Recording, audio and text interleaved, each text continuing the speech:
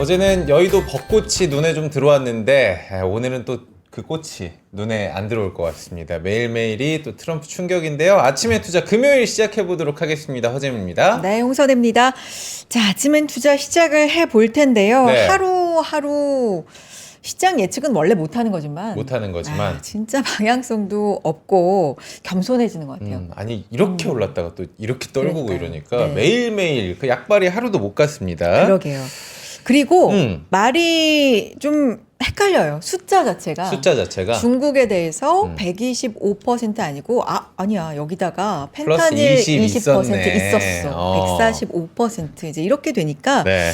이번 주 한 주 좀 복귀를 해보면 가짜 뉴스부터 시작해서 근데 그게 사실은 알고 보니 진짜였고 어제도 저희가 얘기했지만 네. 약간의 음모론도 있습니다. 뭐 여러 가지로 네. 진짜 시장 상황이 급변하고요. 변동성이 역대급입니다. 아니 네. 트럼프도 보면 참 웃긴 게 주식시장 올라가면 거봐 내가 사라고 했지 이러고 떨어지면 난 못 봤는데 그건 나도 할 수 있는 얘기입니다. 예. 근데 이제 지속적으로 주식보다는 채권 쪽에 관심을 두고 있어라는 건 네. 이제 시장에서 어떤 정황으로 좀 찾고 있는 상황이긴 해요. 지금 네. 우리 시장은 어떤가요, 선혜 씨? 우리 시장은요, 네. 양시장 하락하는데, 조금 온도차가 있습니다. 코스피는 1% 후반, 거의 2% 가깝게 하락하고 있는데, 코스닥은 약보합권이거든요. 오늘 같은 시장에서도 조선, 방산, 뭐 변압기 이쪽은 그래도 좀 버텨주는 흐름들, 가는 흐름들이 있어서요. 좀 시장 끝까지 봐야 될 것 같아요. 그래도 10시 넘어가면서 코스피 2400선은 또 올라온 모습이니까요. 끝까지 한번 같이 지켜보시죠. 네. 이렇게 흔들리는 시장 속에서 흔들리는 저희 마음을 잡아줄 남자를 오늘 모셔보도록 하겠습니다.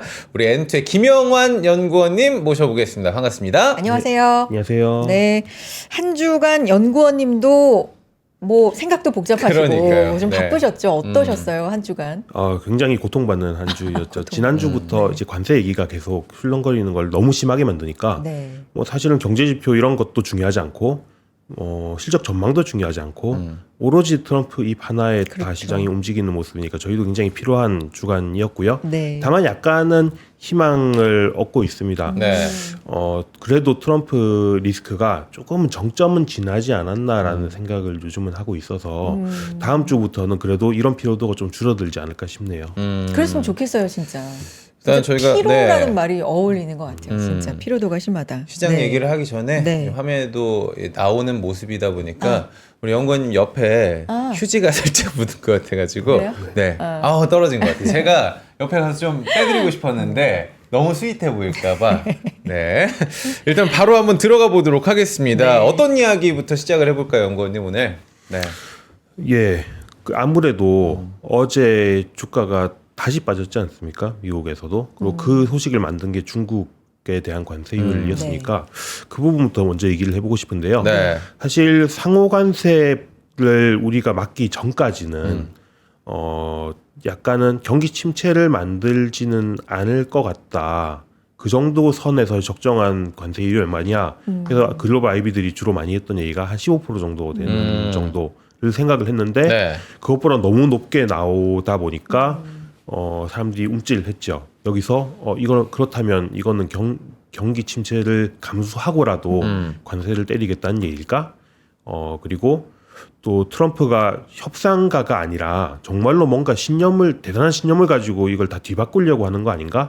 그런 걱정들을 굉장히 많이 한 게 이번 주 얘기였고요.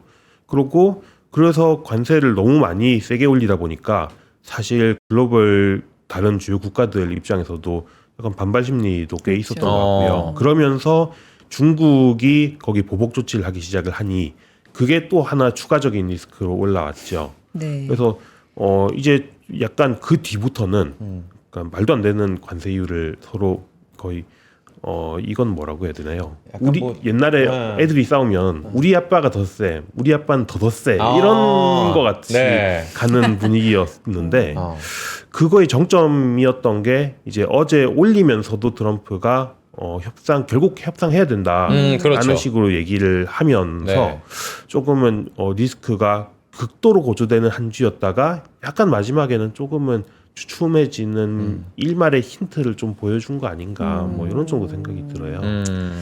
주춤해도 이제 다시금 큰 폭의 하락으로 미증시도 마무리가 돼서 네. 뭐 진짜 변동성 측면으로는 너무 힘든 진짜, 시장이죠. 네. 예측 방향성 자체가 좀 가늠하기가 힘들다. 그러니까 자고 일어나면 숫자도 바뀌어 맞아요. 있고 뭐 말도 너무 많이 나와 있고 이러니까요. 어쨌든 요거 좀 짚어볼까요? 혹시 네. 선혜 씨는 지금 이번 주만 딱 놓고 봤을 때 주식을 좀 정리하거나 혹시 뭐 추가 매수하거나 이런 뭐 행동을 하신 적이 있나요? 안 했어요. 저도 아예 못 그대로. 건드리겠더라고요. 네, 네. 그러니까 어제는 보니까 거의 많이 빠진 거 좀 올라왔네. 근데 오늘은 또 열기 싫은 시장? 다들 그러실 것 같아요, 사실. 그래요. 지금은 뭐 움직이지 않는 게 답인가요? 아니면 어떤 방향으로도 좀 방향을 내가 가져보는 게 답인가요? 어때요, 연구님? 뭐 사실 많은 분들이 이미 주식 포트폴리오를 꽉 채워 계신 분들이 여전히 있을 텐데 네. 그런 경우에는 움직일 수 있는 여지는 별로 없을 것 같고요. 그리고 사실은 이 국면이 바뀐다고 해서 뭐 선호 업종 자체도 대단한 변화가 있을 것 같지도 않아요. 그렇게 보면은 그냥 기존에 들고 있는 분들은 그냥 보유로 가시는 게 맞는 것 같고요.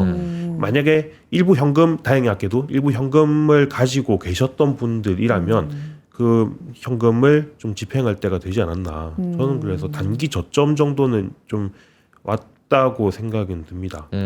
근데 이게 이제 불확실성의 거의 정점이라고 표현해 주셨는데 네. 정점인가 싶은 게 중국하고 미국하고 이제 보복에 그렇죠. 이제 지금 막장 이런 가는 거야 지금. 거잖아요. 네. 145% 관세면 사실 저희 뭐 125%일 때도 이건 무역하지 말자는 거지 이제 이런 얘기 했었는데 네. 145%면 정말 뭐 어떻게 되는 거야. 이게 사실 불확실성의 정점일까 싶어서 뭐가 더 있지 않을까 싶어서요. 연구님 과거에도 이런 수치는 네. 뭐 나온 적이 있을까 해서요. 145%는 없었어요. 예, 뭐 그 100년 전 얘기를 하는 건 너무 네. 돌아가는 얘기인 것 그렇죠. 같고 네. 일기 무역 전쟁 정도 얘기로 돌아가 보겠습니다. 그러면은 당시에 이제 2018년부터 19년까지였는데 그때 당시 주가가 협상 과정에서 그 주가를 끌어내리는 그 미국 정부의 발표들이 한 4번 정도 있었어요. 항상 할 때마다 한 8에서 10% 정도의 조정을 만들었고요. 그러고 나면은 조금 협상을 한다 이러면은 일부 반등을 하다가 네. 다시 또 새로운 뭐 더 강한 뉴스가 나오면은 다시 하락을 하고 하면서 4번의 단기 하락기마다 한 8에서 10% 정도씩 하락을 했고요. 그때마다 관세율을 올렸죠. 그리고 최종적으로 그 시작 전 고점 대비 그 정말 최후의 저점까지는 한 26% 정도 조정이 나왔습니다. 이번에 지금 나온 하락이 한 13%, 14% 이 정도 되니까 그렇게 보면은 일기 때에 비해서 확실히 한 번 하락을 가져오는 강도는 조금 더 꽤 강하다. 대신에 아마 횟수 자체는 좀 적지 않을까 이런 생각이 들고요. 그리고 제 생각에는 물론 이제 어제 여튼 미국장도 또 빠졌고 한국 오늘장도 또 빠지고 있으니까 저점을 안 봤다고 생각하는 분들도 있을지 모르겠지만은 약간 그런 의심이 좀 줄어들었다는 생각이 들어요. 어떤 의심이냐면은 이번 주 초에 사람들이 많이 했던 생각은 경기 침체를 감수하고라도 관세를 때릴 것 같다. 협상 없다고 한다. 그리고 정말로 이 관세를 무역 수지 적자를 완전히 교정하려는 뭔가 새판짝이 아니냐 그런 생각들을 많이 했는데 그 90일 유예를 다시 하면서 드는 생각이 중국 빼고는요. 여튼 협상을 할 생각이 없진 않구나. 원래도 협상을 하려고 하는 거였고 그 과한 관세도 협상의 지렛대로 쓰기 위한 거였구나 라는 정도의 생각은 가능해진 것 같아요. 그러면 리스크의 정점은 좀 지나지 않나? 왜냐하면 새롭게 더 강한 관세를 내더라도 사람들이 정말로 이 관세를 다 달성하려고 한다기보다는 더 많이 뜯어내고 싶다라는 거에 가까운 행동이다. 이렇게 해석을 할 것 같아서 그 부분이 리스크의 정점이라는 생각이 드는 거고요. 중국에 대해서도 관세율을 올렸지만 오히려 자기가 먼저 결국은 협상해야 된다라는 얘기를 꺼냈으니까 뭐 그분들이 결국은 트럼프는 협상가였고 높은 관세율은 협상의 지렛대였고 이걸 통해서 많은 걸 얻어내고 싶은 욕구는 크겠지만 다 판을 깨자는 건 아니다라는 정도의 생각은 있는 것 같아서 그러면 아직까지는 여진들이 나오고 있는 셈인데 하지만 저점을 더 깨고 더 큰 저점을 만드는 게 단기에 나오지는 않을 것 네. 같습니다. 근데 제가 봐도 조금 이 정책에 대해서 갸우뚱할 수밖에 없는 게 뭐냐면 허점이 너무 많다. 뭐 아까 우리 선혜 씨가 말씀하셨지만 처음에 뭐 보편 관세로 시작해서 상호 관세 넘어서 이제 중국만 한다고 했다가 중국도 관세가 104였다가 125였다가 145까지 늘어나고 아니 국가 정책이고 지금 뭐 본인의 한마디가 세계 증시를 정말 오르락내리락 할 수 있는 영향력을 줄 수 있는 건데 왜 이렇게 지금 변동이 많고 허점이 많은지 뭐 이유가 좀 있을까요? 없겠죠. 있을까? 네. 이런 게 있죠. 네. 미국 정부가 미국이 가지고 있는 구조적인 어려움이 있습니다. 그러니까 그건 사실은 뭐 트럼프 때 나온 얘기도 아니고요. 뭐 지난 한 70년 정도에 누적된 건데 미국은 트리피네 딜레마라는 걸 가지고 있죠. 그러니까 뭐냐면 미국이 기축 통화국으로서 달러가 글로벌 거래에 다 쓰이는 통화란 말이에요. 그렇죠. 그러면 충분히 달러를 글로벌 거래에 많이 쓸 수 있으려면은 그만큼 달러가 시중에 미국이 가지고 있는 게 아니라 시중에 많이 돌아다녀야 돼요.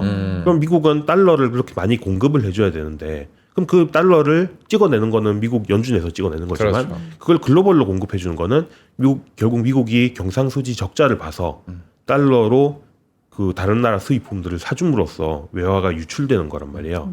그러면 그렇게 유출될 외화가 늘어나야 세계 경제가 달러 기반으로 잘 돌아가고 뭐 그걸 통해서 미국이 얻는 기축통화국으로서의 이득이 당연히 많이 있지만요. 네. 여튼 그 과정에서 미국은 끊임없이 경상수지 적자를 계속 봐야 되는 나라가 되는 거예요. 네. 그러니까 이 달러 패권을 유지하기 위해서 우리는 적자를 봐야 돼라는 게 수십 년간 계속 누적되는 거죠.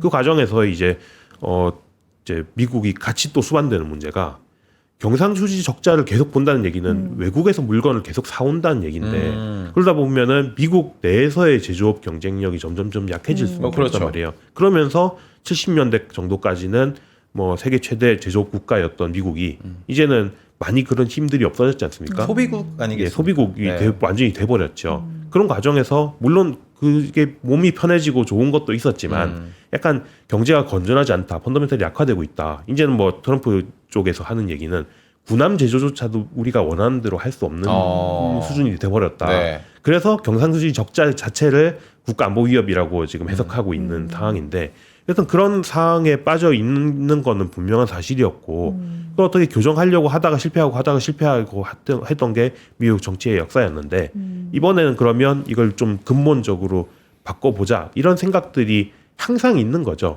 그리고 그런 협상을 하고 싶은 사람 중에서 가장 강력한 협상가라고 본인 스스로 생각하는 게 이번에 트럼프 정부다 보니까 이번에는 이 판이 뒤바뀌는 거 아니야? 라는 공포를 사람들이 좀 가지게 됐던 것 같고요. 그런 맥락은 존재한다는 거죠. 그게 네. 협상이 잘 되냐 안 되냐 뭐를 떠나서 그래서 이 상충되는 얘기를 동시에 해결하려고 하니까 당연히 말이 안 되는 엇박자들이 나올 수밖에 없는 부분이고요. 결국은 트럼프가 이번에 빠지게 된 함정도 그런 엇박자를 한 번에 다 타게 하고 싶었지만 결국은 타기를 못하고 채권금리가 뛰어 올라가는 걸 하게 된다. 맞아요. 이렇게 봐야 될 것 같아요.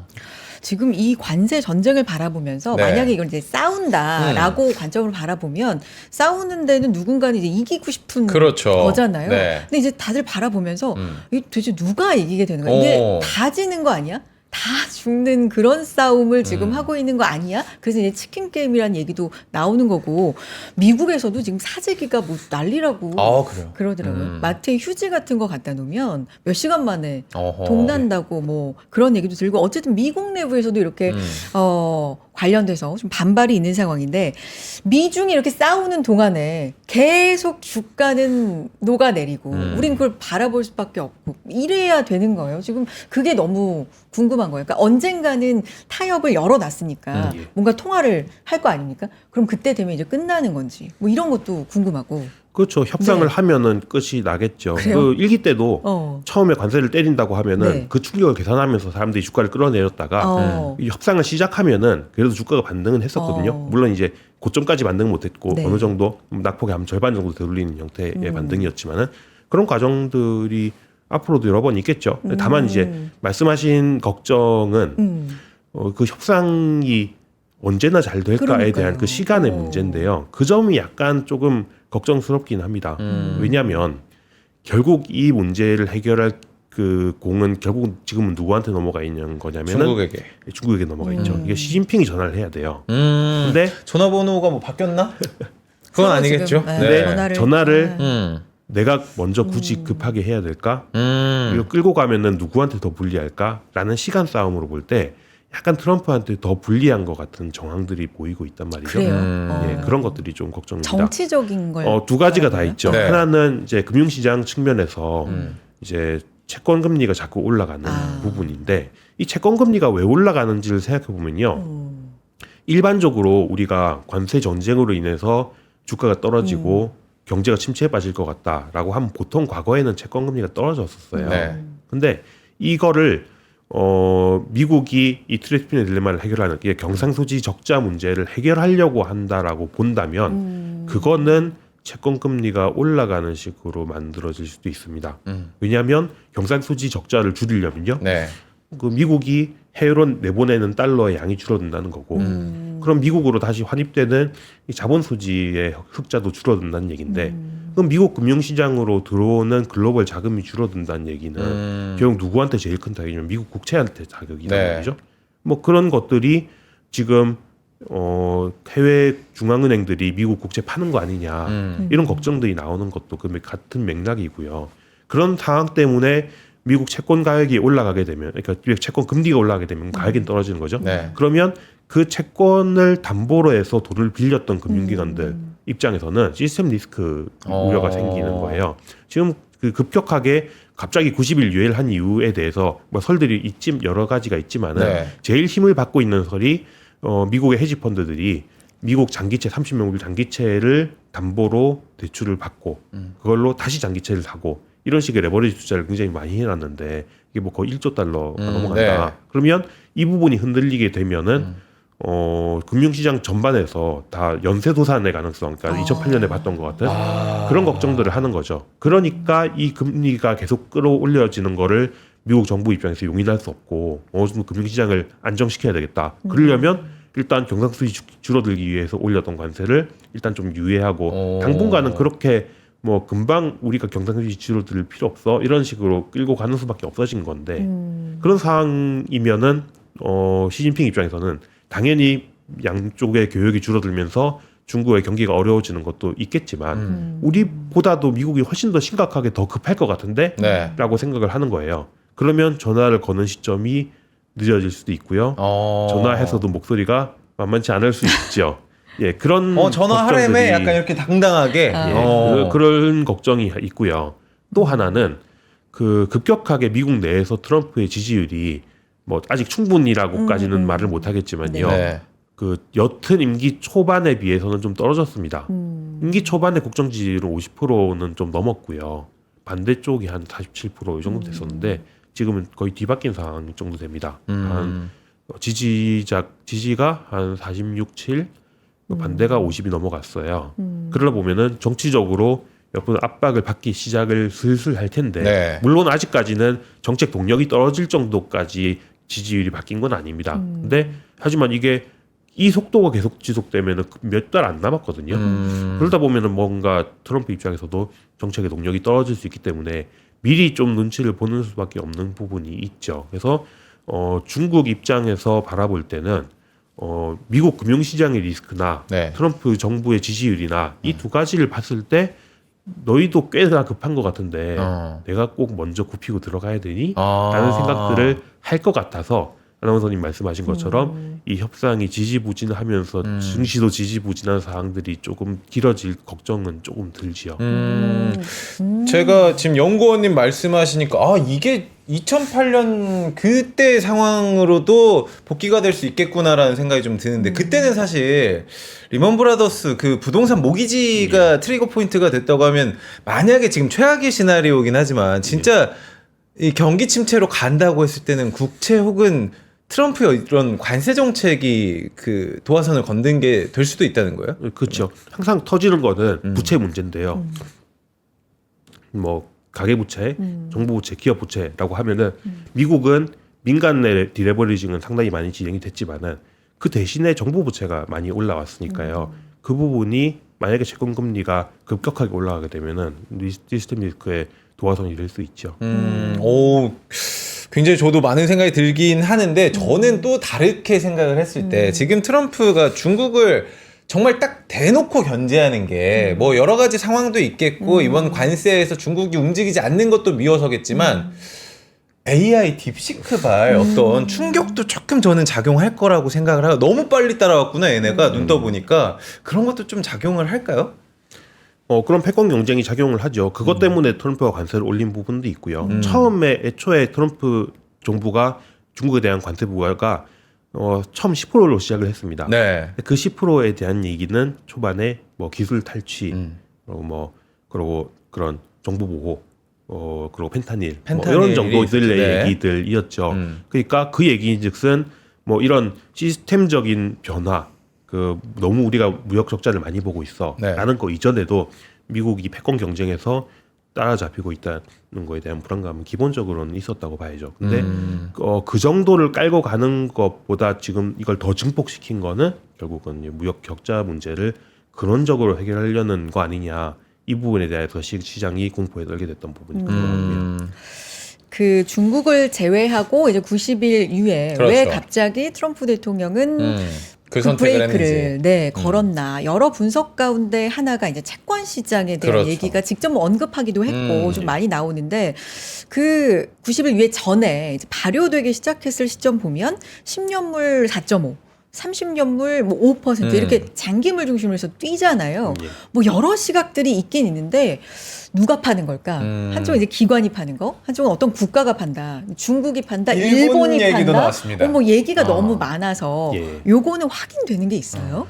그렇게 단기간에 확인할 수 있는 건 아니고요. 뭐 그냥 일설 정도로 보시는 게 맞고. 근데 그런 말을 만드는 구조적인 배경은 있죠. 그 배경을 생각해 보면은 네. 이거는 미란 보고서로 들어가 봐야 됩니다. 미란 보고서 나오는 예, 거예요. 네. 작년 11월 달이었죠. 미란 네. 보고서가 나오면서 그때 이제 관세 정책에 대한 얘기도 했지만은 거기서 제일 큰 핵심은 뭐였냐면요. 그 채무제 조정이에요.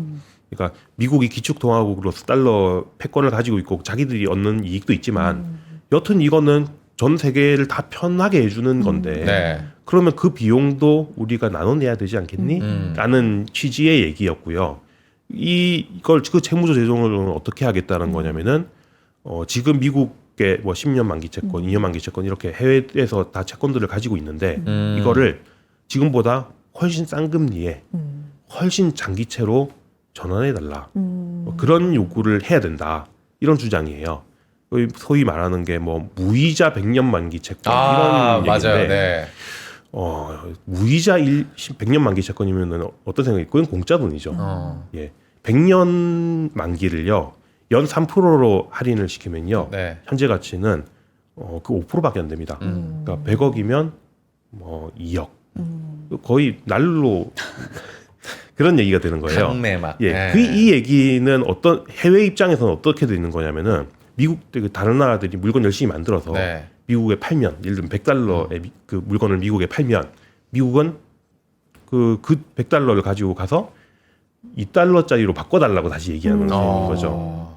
다른 나라들이 받아들일 수 없는 얘기고요. 그렇죠. 네. 지금 그 미국 채권을 가지고 있는 나라들 입장에서는 이 채권의 가격이 앞으로 어떻게 될지 알 수 없어지는 얘기죠. 네. 물론 이 얘기를 트럼프가 전면에 나와서 한 적은 없어요. 하지만 그 트럼프의 관세 정책의 얘기들이 이란이 주장한 대로 되는 거 보면 이 뒤까지 이 다음 챕터까지 그거 따라가는 거 아니야? 그럼 다음에 나올 거는 이 문제 아닐까?라는 공포를 가졌던 것 같고요. 그러다 보면은 외국 입장에서는 뭐 외환보유고에서 상당히 미국 국채로 보유하고 있는 것들이 많은데 가능한 한 미리 조금 줄여두고 싶은 마음이 있을 법은 하죠. 그런 결과가 아마도 중국이 판 거 아니냐. 그런 판거 의심들이 좀 아니냐라는 의심을 나오는. 충분히 할 만한 저항적인 상황이었다. 말하자면 이 얘기는 개인으로 환산해 보자면요. 이 사람이 파산하고 개인 회생을 신청할 것 같으니까 내가 이 사람 채권을 갖고 있으면 딴 데다가 유동화를 시키겠다. 같은 공포를 가지고 있는 개인적으로 봤을 때는 개인으로 환산해 보자면 네. 예.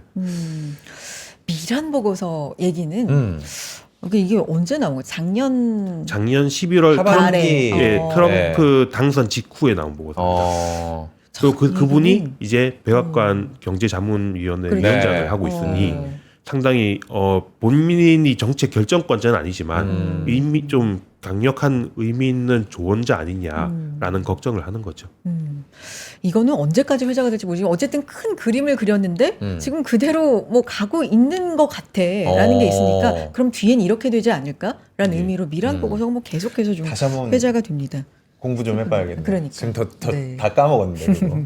결국에 연구원님 장기적인 싸움이 될지 단기적인 싸움이 될지 모르겠지만 이렇게 뭐 시진핑이 뭐 뜨뜻미지근한 상황에서는 그래? 누가 그럼 총알 많이 가지고 있는지 볼까? 약간 이런 싸움이 될 수도 있을 것 같은데 중국의 경제 상황이 뭐 내수 활성화, 뭐 내수 부양 얘기를 하지만 그만큼 좀 힘들었던 상황 아니었습니까? 그렇죠. 지금 맞짱을 까면 저는 불리할 것 같은데 어떻게 보세요?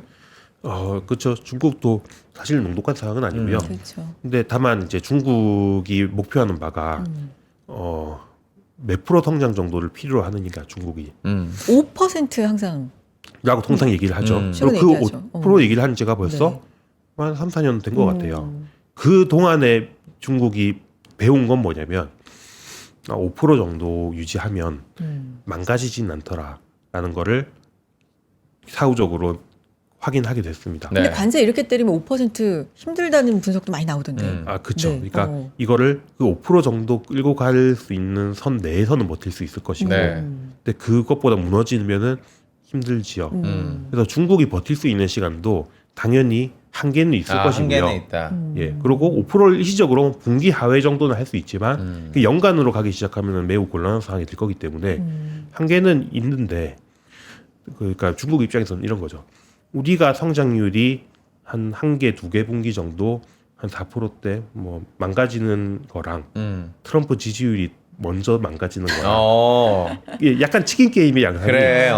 그런 식이 되는 거예요. 그러다 보면은 아직까지는 양쪽이 다 누가 먼저 망가지는지 볼까 하고 버티고 있는데 실제로 나빠지는 거를 경제 지표가 됐건 지지율이 됐건 확인하다 보면은 좀 분명해지겠죠. 그때면 협상이 좀 더 부표해지지 않을까요?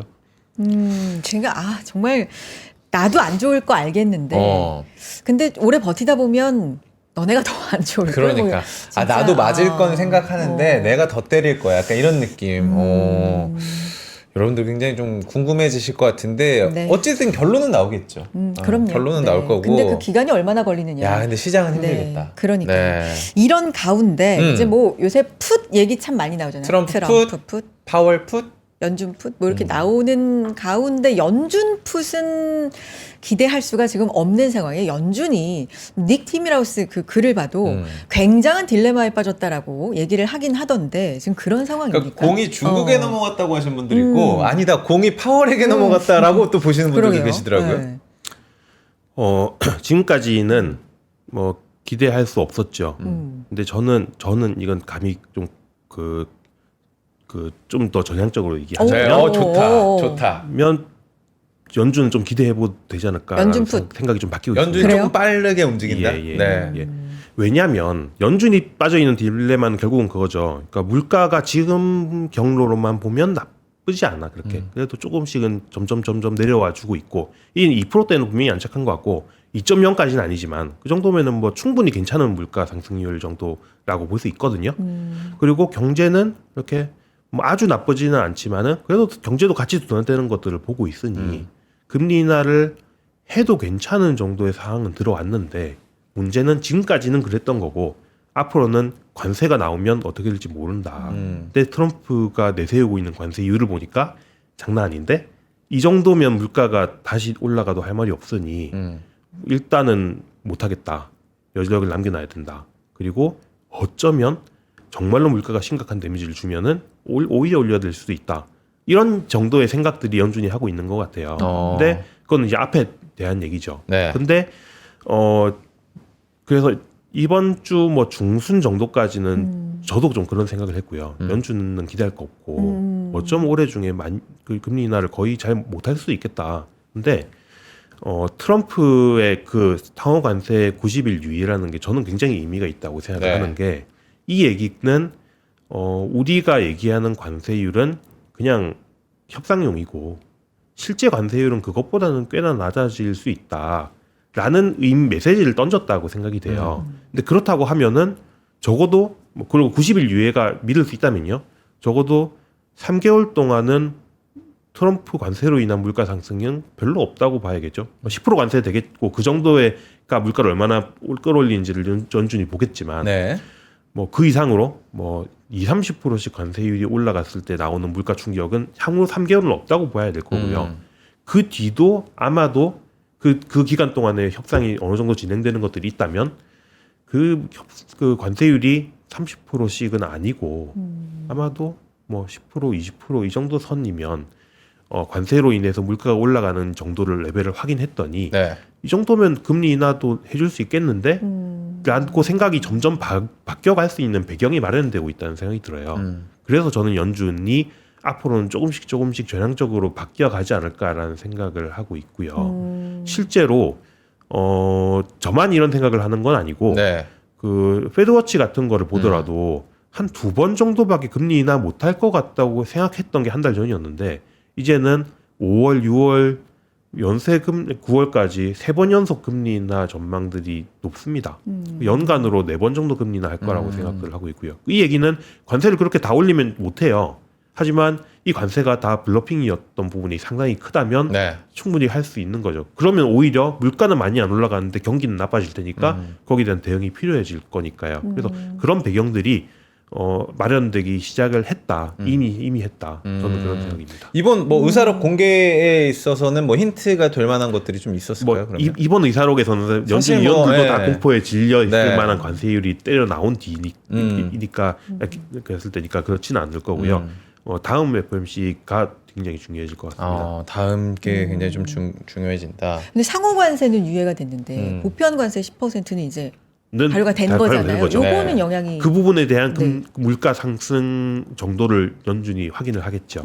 그 결과가 심각한 물가의 데미지를 주는 정도가 아니면 그러면 여기서 약간 더 올렸을 때 이런 정도는 이제 충분히 가능하다면 지금까지는 너무 없던 얘기를 하는 거니까 측정이 안 되니 우리가 확인하고 그 전까지는 못 하는 거지 이런 거였는데 10% 해봤더니 이 정도네? 그러면 아마도 뭐 단순 선형은 아니겠지만 20% 하면 이 정도 더 올라갈 수 있겠네? 그럼 경제가 버틸 수 있는 물가가 너무 안 끌어올려지는 관세율이 어느 정도일까? 같은 것들이 향후 3개월 동안 연준이 학습을 열심히 할 겁니다. 그걸 보면은 금리 인하를 얼마나 해줄 수 있는지도 더 분명해지겠죠. 그래서 지금까지는 아무것도 모르겠다가 가장 큰 리스크였다고 한다면 이게 한 3개월 정도 지나본 뒤에는 대충 경로가 예상이 된다로 좀 바뀌어 있지 않을까 싶어요. 지금 미중 무역 갈등 때문에 사실 미국과 중국 당사자들 빼고는 나머지는 다 눈치 보기 하고 있잖아요. 우리나라도 마찬가지인데 우리나라 뭐 사실 여러분 정치적 의도는 없지만 뭐 미국과 중국 우리 수출 국가이기 때문에 굉장히 중요한 두 나라 아니겠습니까? 우리나라는 어떤 전략을 지금 취해야 되는가에 대해서 뭐 중립 외교를 해야 한다 뭐 이런 얘기가 실리를 그게 너무 어려운 말이어가지고 어떻게 좀 대응을 하면 좋을까요? 뭐 조선업 미국에서는 이런 얘기 많이 나오고 있긴 한데 뭐 실리를 찾아야죠. 그러니까 미국도 중국도 이제는 굉장히 실리를 찾는. 그러니까 미국도 우방국이라고 물가 관세를 깎아주지 않잖아요. 뭐 한국도 마찬가지의 상황일 거고요. 그리고 중국 입장에서도 어느 정도 이제는 좀 더 손을 내밀고 있는 상황이고 그 손을 내미는 걸 굳이 뿌리실 이유는 없는 거고 균형 외교로 가지 않을까 싶고요. 뭐 정부의 현재 기조 자체도 좀 그런 것 같습니다. 그러니까 미국이랑의 협상은 적극적으로 할 거고, 근데 다만 뭐 그렇다고 해서 미국에 충성해서 뭘 받아낼 수 있는 사항은 아니라는 거는 글로벌 여러 국가들이 너무 많이 보여주고 있잖아요. 협상으로 잘 협상을 끌고 가야 되는 형태. 약간 이렇게 얘기하고 보니까 뭐 어느 뭐 그걸 얘기하는 건 아니지만은 예전에 한미 FTA 할 때 당시가 생각나네요. 그러니까 그 정당을 떠나서 뭐 협상할 건 해야 되고 우리가 얻을 건 얻어야 되고 뭐 그렇지만 반미는 또 할 수도 있는 거고 그러니까 사건에 따라서 다른 얘기 있죠. 뭐 그랬던 당시로 좀 돌아가지 않을까 이런 생각이 듭니다. 우리 입장에서는 지금 뭐 품목마다 보다도 지금 뭐 원스톱 쇼핑, 예. 뭐 패키지로 처리한다 뭐 이런 얘기를 지금 미국에서는 하고 있으니까 조금 더 90일 동안 어떻게 전략을 짜서 네. 협상을 하는지 진짜 중요한 시점이네요. 너무 당연한 얘기지만 지금 광고 한번 듣고 올까요? 지금이 딱 그 타임이죠. 그러니까요. 여러분들 광고 타임.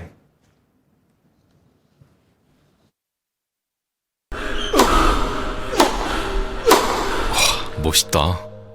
부러운가? 14만 1211번의 스윙과 68개월 27일의 투자로 만들어진 자세다. 나의 테니스도 나의 자산도 투자로 키운다. 나는 투자한다. 나는 성장한다. NH투자증권.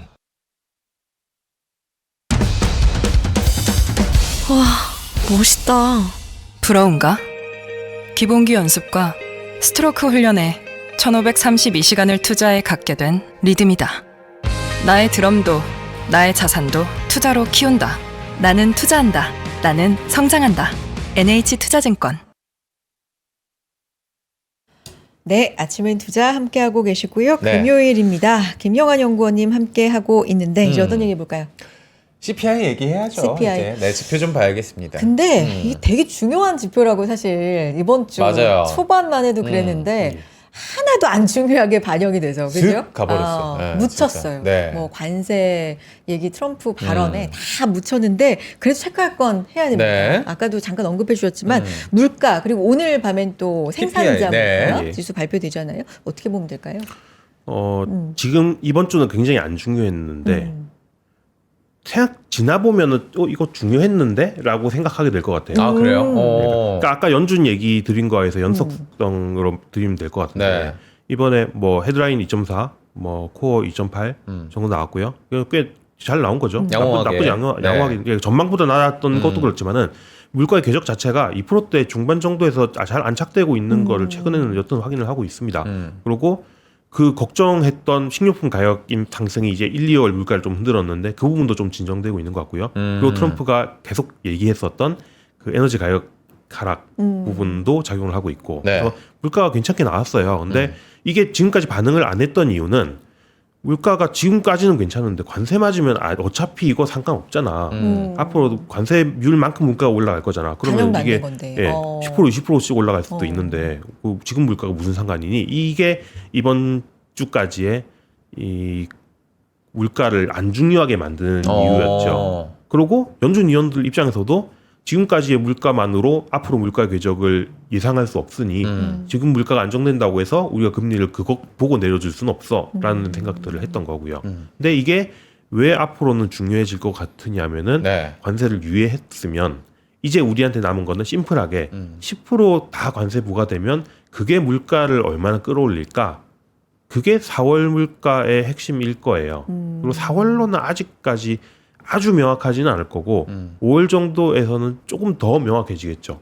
그쯤 되면은 이제 지금의 물가가 안정되고 있었다는 사실이 상당히 좀 중요하게 다가오지 않을까 싶습니다. 왜냐하면 이미 물가가 불안했으면 네. 관세를 떠나서 금리 인하를 하기가 어려운 상황으로 그렇죠. 간다는 건데 관세 빼고 나머지는 괜찮았다라고 한다면 이 관세만 아주 큰 충격을 주지 않으면 우리 이제 금리 인하를 해줄 수 있는 환경이 되는데 라고 연준이 생각할 수 있는 배경을 만들어 주는 거니까 사실 그 CPI가 안 중요한 것 같았지만 지나보면 그때 CPI가 낮아졌던 게 정말 신의 한 수였네 라고 생각하게 되지 않을까. 그래서 저는 긍정적인 신호들이 조금씩 모이고 있다고 생각을 해요. 근데 아직까지는 너무 트럼프 관세라는 거에 가려서 그 부분들을 사람들이 조금은 덜 포착하고 있지 않나라는 생각이 듭니다. 일단은 긍정적인 상황은 형성이 됐고 관세는 물론 좀 지켜봐야 되겠지만 예.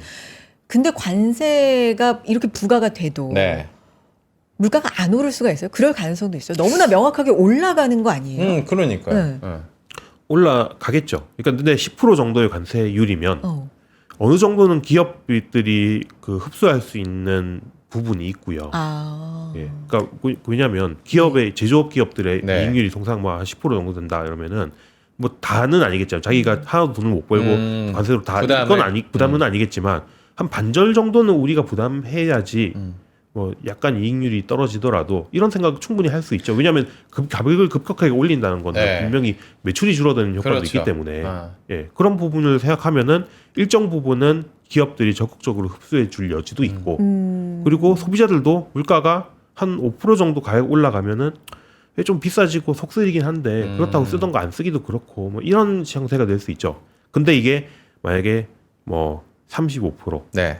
145%면 완전히 다른 얘기죠. 이건 너무, 예, 그건 예. 다른 얘기가 될 테니까. 그래서 10% 정도의 가격이 올라갔을 때, 관세율이 올라갔을 때 얼마나 미국 소비자들한테 가격이 전가될 것이고 그 정도를 생각했을 때 미국의 소비가 얼마나 흔들릴 거냐 이 정도는 봐야 되겠지만 느낌적인 느낌은 10% 정도는 어떻게든지 흡수할 수 있지 않을까? 전혀 영향이 없진 않겠지만 큰 영향을 받지 않고 흡수할 수 있지 않을까? 그 정도면은 약간 경기가 둔화되긴 하지만 침체는 아니고 물가도 올라가긴 하지만 그렇게 뭐 금리를 올려야 될 정도의 상승은 아니고 이 정도만 하더라도 뭐 괜찮은 거죠. 연준 입장에서도 좀 전향적으로 생각해 줄 수 있는 일이고요.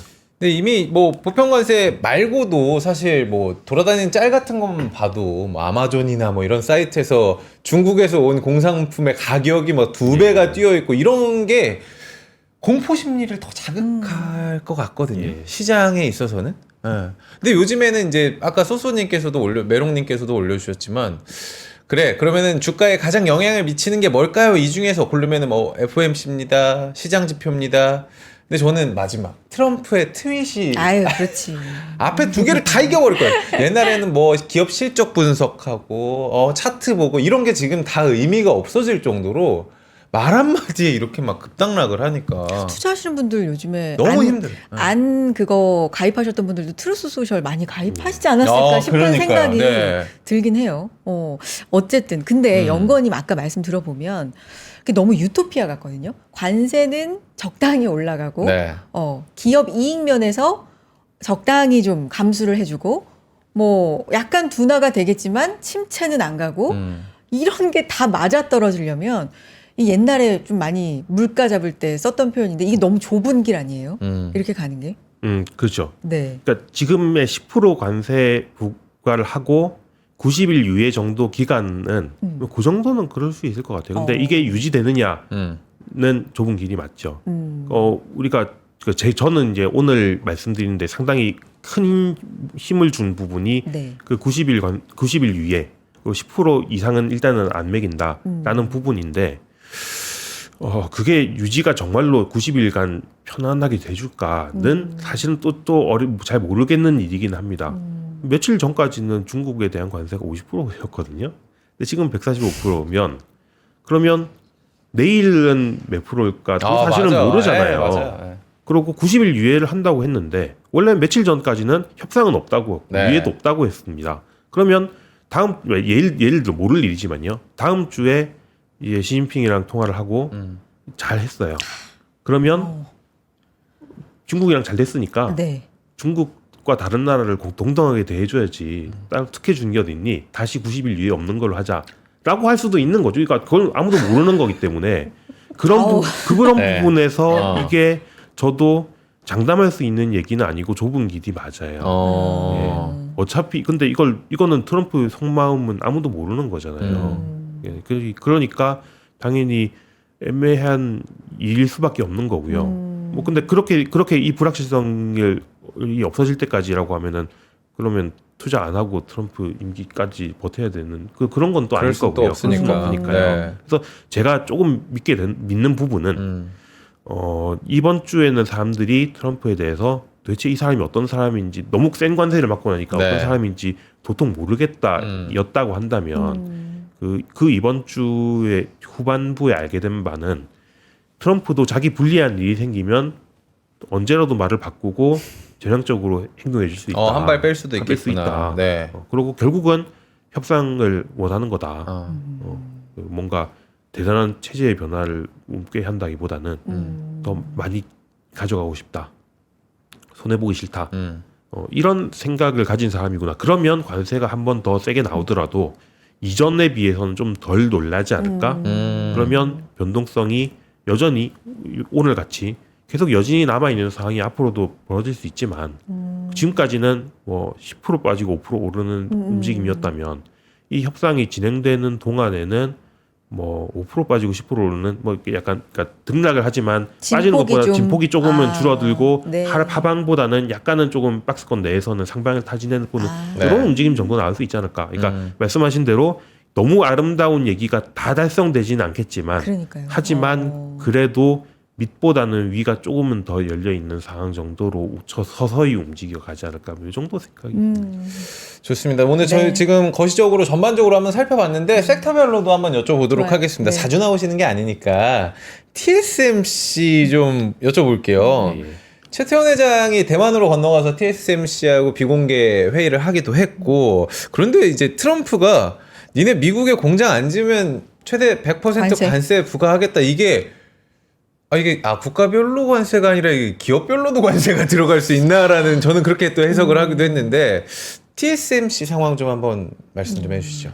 예, TSMC가 약간 뭐 빌미를 걸릴 일을 하긴 했죠. 화웨이 칩에서 TSMC 발견이 됐죠. 됐으니까. 네, 벌금을 부과하겠다라는 얘기죠. 그래서 TSMC 입장에서는 억울할 수 있는 게 아니 우리가 직접 화웨이에 파는 게 아니야. 걔네가 어디서 가져온 거야. 근데 어떻게 우회해서 몰래 가져가면 우리가 그걸 다 파악해서 잡는 건 우리가 할 수 있는 게 아니잖아.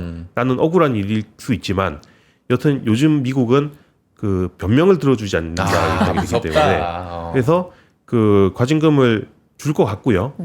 뭐 최대 뭐 10억 달러, 20억 달러 뭐 이런 얘기를 하는데 그거 물고 끝나는 게 아니라 이런 빌미가 반복될 수 있고 그러다 보면은 이게 기업별 관세라는 건 좀 웃긴 일이긴 합니다만 네. 결국은 그런 식으로 돈을 자꾸 뭔가 수출할 때마다 뭘 발견해서 자꾸 돈을 가져가기 시작하면은 뭐 세금이나 다를 게 없죠. 그게 과징금이나 세금이나 네. 그런 상황으로 갈 수 있는 상황이 마련돼 있는 건 사실이고요. 그리고 또 트럼프는 또 원스톱을 좋아하니까 이걸 패키지로 해결해서 고용물 문제를 해결하자.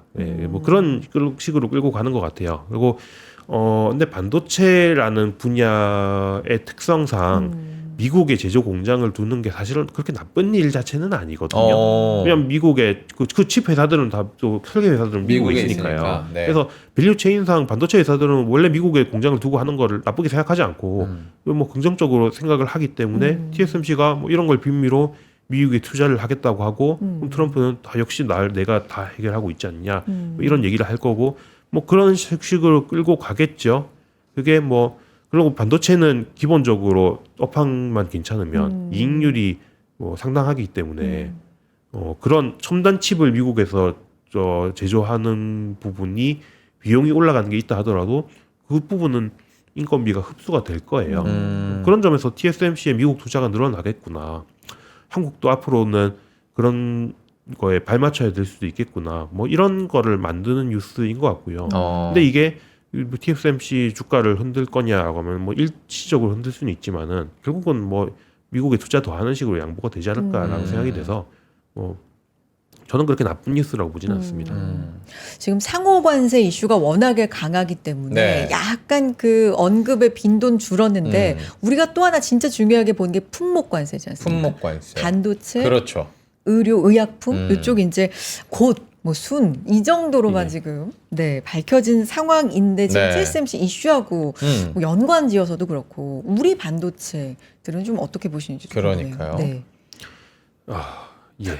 어렵죠. 사실 뭐 하이닉스의 HBM은 뭐 TSMC랑 같이 가는 맥락이라고 봐야 될 거고요. 결국 AI 칩에 대한 얘기니까요. 뭐 삼성은 조금 다른 얘기일 수 있는데 지금 삼성이야말로 정말 좀 난감한 상황이죠. 예. 뭐 직접 미국으로 나가는 것보다 중국의 IT 기기에 들어가서 미국으로 재수출되는 형태의 그 물량들이 많다 보니까 뭐 미국, 중국이 그렇게 관세 문제로 싸우고 있으면 굉장히 곤란한 상황이 되죠. 수요가 줄어들 수 있고요. 뭐 그 부분은 뭐 미중 협상이 어떻게 진행되는지를 좀 봐야 될 것 같습니다. 그래서 당초에는 제가 지난번에 나올 때까지는 좀 레거시 반도체 가격이 올라가기 네, 때문에 네. 그럼 삼성을 열심히 봐야 될 때가 되지 않았나 싶습니다라고 말씀드렸는데 죄송스럽게도 그 뒤에 뭐 관세 문제가 이렇게까지 심각해질 줄은 몰랐고요. 그 부분이 터지면서 확실히 요즘 보면은 반도체에서도 하이닉스 대비 삼성전자의 주가 탄력이 좀 약한 상황을 맞고 네. 뭐 이 문제가 해결될 때까지는 그럴 것 같아요. 근데 뭐 여튼 하반기에 레거시 반도체 수요 자체는 뭐 공급이 타이트하기 때문에 만들어진 현상이긴 한데 가격이 올라가는 것들은 여전히 유효할 거라고 생각을 해서 뭐 중국과 미국과의 협상이 잘 타결이 되면 그때 못 올라가던 것들을 일거에 좀 반영하지 않을까 뭐 요 정도 생각은 듭니다. 그러니까 아까 우리 홍선 앵커님께서도 말씀을 해주셨지만 이제 미국에서 의약품 관세 곧 부과할 것이다. 뭐 쓴 아까도 잠깐 얘기를 했지만 뭐 언제일진 모르겠어요. 그렇기 때문에 우리도 좀 대비를 하고 있지 않아야 될까라는 생각이 좀 드는데 바이오주는 어떻게 변화될 것이라고 생각하세요? 예, 뭐 의약품이 이제 남아 있는 관세 부과 대상이니까 조심을 하는 게 맞고요. 다만 이제 그 과거에 이제 우리가 일기 때 4번에 걸쳐서 주가가 떨어졌었다라고 네. 말씀드렸잖아요. 이번에 첫 번째 주가 하락은 저점은 좀 지나갔지 않나 싶어요. 그럼 협상 과정들을 거치면서 뭔가의 반등들이 좀 있을 것 같고 다음에 추가적으로 다시 관세 문제를 들고 나올 때는 아마 안 꺼낸 카드를 꺼내야 되니까 네. 반도체와 의약품에 대한 관세 부과 이런 것들이 될 수 있겠죠. 그때가 되면 또 하락기를 좀 세게 맞는 대상이 될 수 있겠다라는 생각은 들고요. 근데 다만 그런 걱정을 하기 때문인지 아직까지 의약품 기업들이 주가 하락에 비해서 반등을 제일 못한 기업들이기도 합니다. 그래서 주가를 생각하고 남아있는 협상 기간 이런 좀 더 풀리는 기간들을 생각하면은 뭐 지금 시점에서 너무 그 걱정을 할 필요는 없겠다는 생각은 들고요. 다만 다음 관세 부과 대상이 이쪽이 중심일 수 있다는 거는 조금 염두에 두고 준비를 하자 정도가 되겠네요. 지금 완전히 이제 실시간 시장 상황이긴 한데 네. 지금 코스피가 1.5% 하락하고 있고요. 코스닥이 양전했어요. 그러니까요. 네. 방금 양전으로 또 돌아섰네요. 0.36% 정도 지금 상승하고 있는 상황이고요. 네. 저 조금 특이하다고 생각하는 부분이 중국 증시가 나름 좀 강하거든요. 예. 어제도 사실 뭐 오늘은 이제 145지만 음. 어제 125로 알고 있었잖아요. 그런 상황에서도 중국도 괜찮았거든요. 올랐어요. 중국 투자 입장에 지수가 알려주는 시그널은 뭐라고 보시는 거예요, 연구원님? 중국 지수가 알려진 네네. 시나리오? 지수가 미중 이렇게 하잖아요. 예. 125, 145 관세 맞는 전쟁 중에도 예. 지수가 괜찮아요. 이거는 어떤 신호로 봐야 되는지 진짜 그냥 순수하게 너무 궁금한데요. 아, 그러니까 어, 얘만 때리는데도 그러니까, 약간 네. 버텨주는 버텨요. 느낌. 그 굉장히 이유가 있을까? 버티다 못해 강하다는 생각이 들어서. 네.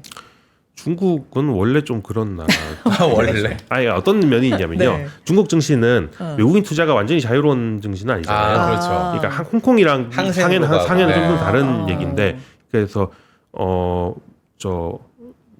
상해 증시는 그 외국인 유출에 대한 타격은 안 받으니까 그런 민감도는 뭐 한국이나 일본이나 대만이 들여맞을 때 항상 부럽다고 하긴 좀 그렇지만은 우리 그 좀 충격이 확실히 다른 게 맞는다라는 면은 있고요. 그 중국에서는 여튼 그 지금 연초 이후에 지금 굉장히 묻혔습니다만은 연초 이후에 중국 금융기관들을 통해서 증시 부양하려는 움직임들 굉장히 하고 있었잖아요. 그러다 보면은 내국인에서는 받쳐주는 수급이 있고 외국에서 빠져나가는 것 때문에 타격받는 부분은 없다고 하면은 약간 따로 노는 부분들이 항상 있는 증시고 이번에도 그런 정도의 상황이구나. 예, 그러니까 중국도 물론 이제 공산주의 국가고 그 국민들의 지지율의 민감도가 그런 민주주의 국가들보다는 덜하죠. 하지만 그 불만이 커지면은 영향을 안 받지는 않거든요. 그게 영향을 굉장히 많이 받았던 게 상해 지수가 반토막 났던 2016년 이럴 때를 보면은 영향을 받습니다. 그러니까 어느 정도는 중국도 아무리 대외적으로 어려워지고 위기감이 들고 하는 뉴스들이 나오더라도 그걸 좀 내부적으로는 방어할 필요도 항상 있어요. 네, 그런 것들을 반영해서 중국 증시의 움직임이 나오고 있다는 생각이 들고요. 그 얘기인즉슨 우리가 볼 시그널이 뚜렷하지는 않죠. 이거는 글로벌 증시와의 민감도가 조금 따로 노는 부분이 있으니까. 어떻게 보면 미국과 중국의 자존심 싸움 가운데 네. 증시 자체도 뭔가 그 표정을 그대로 좀 보여주고 있나? 네. 이런 생각도 들기는 합니다. 네. 네. 우리가 사실 N2 뭐 많은 전문가들 함께 하고 계시지만 네. 뭐 중론이 4월은 참 죽을 사. 힘든 시장이다라는 거를 미리 우리가 이야기를 하고 시작했던 4월이긴 한데 이렇게 힘들 잔인한 줄 달. 몰랐습니다. 그래요. 정말 힘든데 이제 중순으로 가고 있지 않습니까? 좀 우리가 주목해야 할 뭐 캘린더가 있으면 좀 말씀을 해주시고 이벤트가 있으면 좀 말씀을 해주시고 그리고 4월 시장 좀 어떻게 견뎌야 할지 팁 좀 주시면 너무 감사드리겠습니다. 어렵겠지만. 근데 질문 드리면서도 캘린더 우리 되게 중요하게 보잖아요. 일반적으로는 네. 요즘은 다 무시하는 것 같아요. 요즘은 다 무시해. 그냥 트럼프 대통령, 그렇죠? 그래도 그럼에도 불구하고 네. 그 부분을 차치하고 나머지를 생각하면요. 네.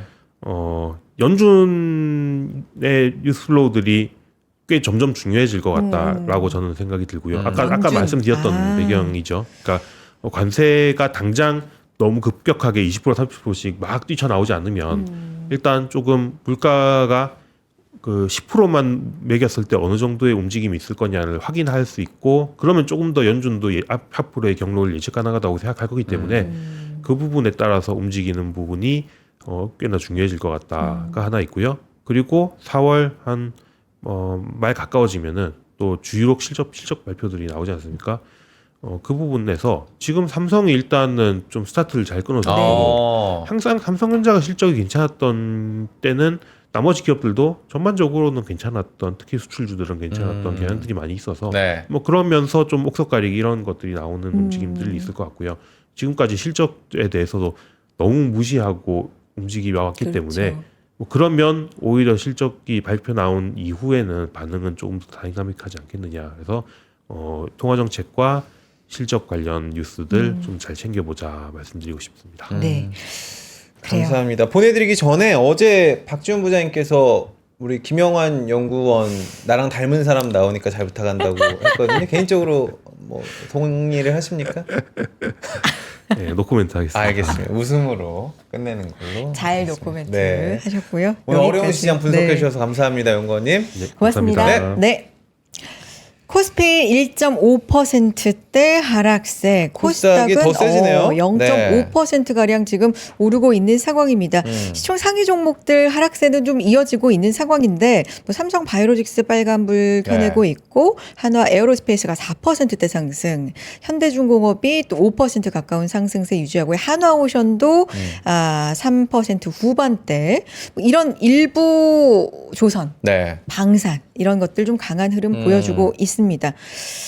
자, 시장 어려워요. 배롱님께서 네. 오늘 벚꽃이 너무 예쁘게 피었습니다. 네. 좋은 하루 되세요라고 하셨는데 주말에 또 비바람 맞습니다. 소식이 있더라고요. 진짜 뭐 만개를 한 것 같습니다. 벚꽃이 만개를 한 것 같은데 비 오기 전에 살짝 좀 나들이 좀 나가시고 만약에 바쁘시다. 우리 인간 벚꽃 선혜 씨를 한번 바라봐 주시면 무슨 말이에요? 감사하겠습니다. 벚꽃색 옷을 오늘 신경 써서 입긴 했습니다만 네. 시장상에 뭐 그런 얘기할 분위기는 아니지만 어쨌든 네. 꽃 다 지기 전에 여러분 좀 만끽하는 주말 보내시고요. 저희는 월요일에 다시 인사드리겠습니다. 함께해 주신 여러분 고맙습니다. 고맙습니다.